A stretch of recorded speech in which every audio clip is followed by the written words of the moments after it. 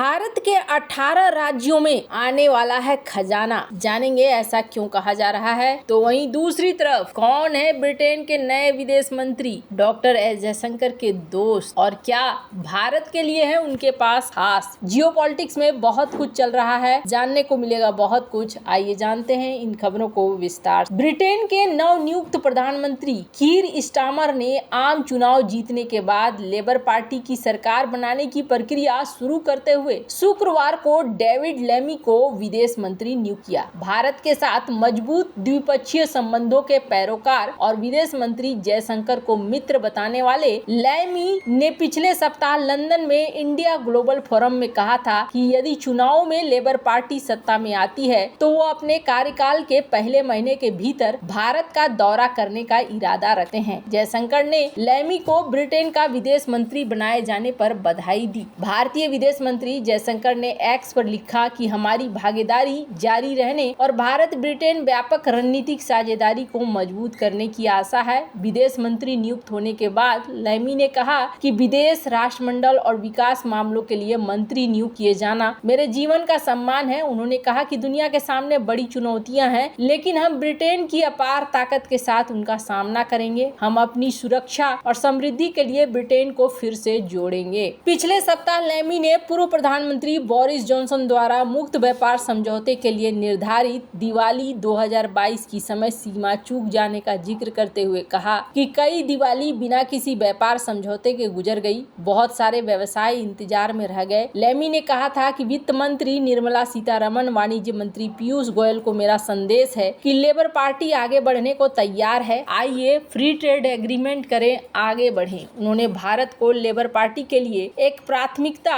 और एक आर्थिक, तकनीकी, सांस्कृतिक महाशक्ति बताया। उन्होंने कहा था लेबर पार्टी के सत्ता में आने के साथ बोरिस जॉनसन के द्वारा एशिया में रूडयार्ड किपलिंग की पुरानी कविता को सुनाने के दिन खत्म होने वाले हैं। अगर मैं भारत में कोई कविता सुनाऊंगा तो वो टैगोर की होगी, क्योंकि भारत जैसे महाशक्ति के साथ सहयोग और सीखने के क्षेत्र असीमित है। व्यापक विदेश नीति के दृष्टिकोण से लेमी ने भारत के साथ साझेदारी से काम करते हुए स्वतंत्र और खुले हिंद प्रशांत क्षेत्र पर जोर दिया। उन्होंने कहा कि हम नियम आधारित व्यवस्था के पक्ष में हैं और उनके खिलाफ हैं जो साम्राज्यवाद के एक नए रूप के साथ बलपूर्वक सीमाओं को फिर से बनाना चाहते हैं, जैसे कि यूरोप में रूस के राष्ट्रपति व्लादिमीर पुतिन और एशिया में वे जो अपने पड़ोसियों पर अपनी इच्छा थोपना चाहते हैं और उन्हें स्वतंत्र विकल्प से पुतिन और एशिया में जो अपने पड़ोसियों पर अपनी इच्छा थोपना चाहते हैं और उन्हें स्वतंत्र विकल्प से वंचित करना चाहते हैं। लेमी ने कहा था यूरोप और एशिया दो अलग अलग दुनिया नहीं है। इस चुनौतीपूर्ण माहौल में ब्रिटेन भारत के साथ सुरक्षा साझेदारी को बढ़ाने की कोशिश करेगा। सैन्य से लेकर समुद्री सुरक्षा तक, साइबर से लेकर महत्वपूर्ण और उभरती टेक्नोलॉजी तक, रक्षा और औद्योगिक सहयोग से लेकर आपूर्ति श्रृंखला तक। उन्होंने कहा कि हम ये संदेश भी देना चाहते हैं कि हम व्यापार समझौते को भारत के साथ संबंधों में शीर्ष बिंदु के रूप में नहीं बल्कि आधार के रूप में देखते हैं, क्योंकि हम सभी क्षेत्रों में बहुत कुछ कर सकते हैं। हालांकि इनके रुख से तो ऐसा लगता है जैसे कि ये भारत के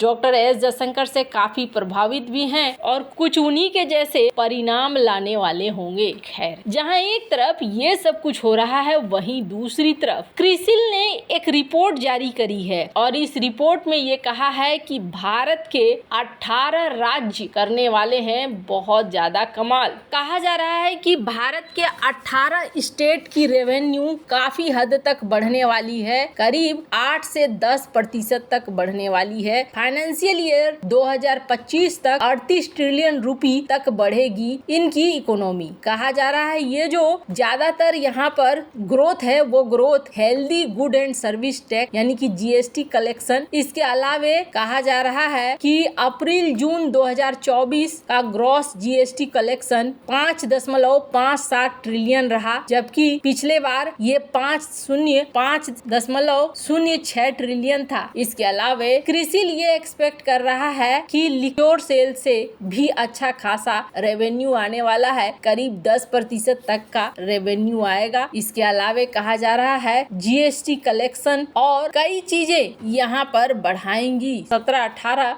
राज्य जो होंगे वो भारत के वो काफी तेजी से बढ़ेंगे। हालांकि बात करें अकेले अकेले को यूपी का ही, तो देख सकते हैं कि किस तरीके से यूपी में भी बढ़ोतरी देखने को मिल रही है। यूपी के इकोनॉमी में एक बड़ा बूस्ट मिल रहा है। यहाँ पर करीब अकेले की बात करें तो कहा जा रहा है यूपी भारत की अर्थव्यवस्था में करीब $1 ट्रिलियन की मदद करने वाला है। जिस तरीके से यूपी में 38 प्रोजेक्ट चल रहे हैं जो बेहद खास हैं। बहुत सारे पार्किंग टाइप प्रोजेक्ट्स भी बनाए जा रहे हैं, जैसा कि हमने आपको बताया था। जापान के साथ मिलकर भी यूपी में कुछ ऐसे पार्क बनाए जा रहे हैं जो पार्क खास तौर पर काम करेंगे व्यावसायिक रूप से, और यहाँ पर कंपनियां अपने आप को स्थापित कर पाएंगी। ऐसी कई सारी चीजें हो रही हैं। उत्तर प्रदेश की इकोनॉमी में काफी बदलाव देखने को मिल रहा है। और सबसे बड़ी बात यह है कि एक समय ये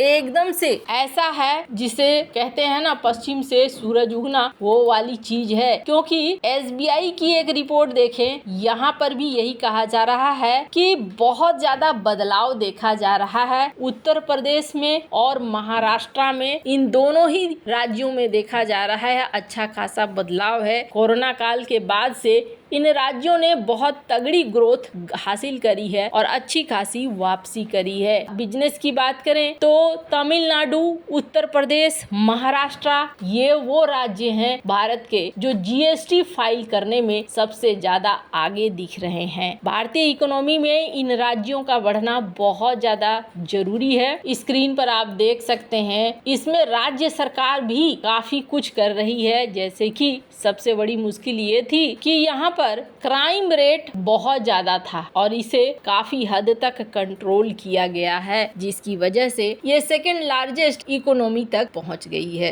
योगी आदित्यनाथ भी इसमें यही कहते हैं कि जो रूल के तहत होता है, रूल के तहत अगर चला जाए तो चीजें इसी तरीके से आगे बढ़ती चली जाती हैं और चीजें ज्यादा सुचारू होती हैं। खास बात ये है कि यहाँ पर जो ग्रोथ देखी जा रही है, एक दो राज्य से कुछ नहीं होगा जब तक भारत को अपने हर राज्य को विकसित करने का उपाय ढूंढना होगा और राज्यों का विकास होगा तो फिर कुल मिलाकर पूरे देश का भी विकास होगा। इसी क्रम में भारत बढ़ भी रहा है। कई सारी चीजें यहाँ पर बदलती हुई भी नजर आ रही हैं। मैन्युफैक्चरिंग सेक्टर जो कि काफी एक कमजोर सेक्टर माना जाता था, वहाँ पर भी बदलाव देखने को मिल रहे हैं। वैसे आपको क्या लगता है, इन सब मामले में आपकी क्या राय है, कमेंट कर जरूर बताएं। जल्द मिलते हैं अगले वीडियो में नई खबर के साथ।